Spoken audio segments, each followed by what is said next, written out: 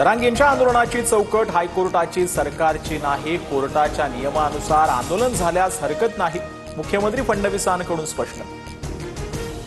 जरांगेंची rally पुण्यातील मनसरमध्ये दाखल, गोळ्या घातल्या तरी मागे हटणार नाही. आझाद मैदानावर उद्यापासून उपोषण सुरू, जरांगे बेमुदत उपोषणावर ठाम. काही राजकीय पक्षांकडून जरांगेंच्या खांद्यावर बंदूक ठेवून फायदा घेण्याचा प्रयत्न, आंदोलनाला कोणाचं पाठबळ सर्वांना माहीत, फडणवीसांचा आरोप कुणाकडे. जरांगेंनंतर राष्ट्रीय ओबीसी महासंघाचंही 30 ऑगस्टपासून नागपुरात साखळी उपोषण. जरांगेंसमोर सरकार झुकणार का याकडे आम्ही लक्ष ठेवून गरज पडल्यास मुंबईकडे कूच करणार, तायवाडेंचा इशारा. मराठा समाजाचे प्रश्न आम्ही सोडवले आणि पुढेही आम्ही सोडवणार, मराठा ओबीसी समाजावर अन्याय होऊ देणार नाही, मुख्यमंत्री फडणवीसांची ग्वाही.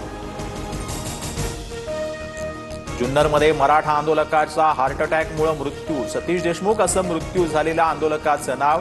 आंदोलक केजच्या वरडगावमधील असल्याची माहिती. सरकार आधीपासूनच चर्चेसाठी तयार, मनोज जरांगे मुंबईत आल्यावर चर्चा करणार, विखे पाटलांची माहिती.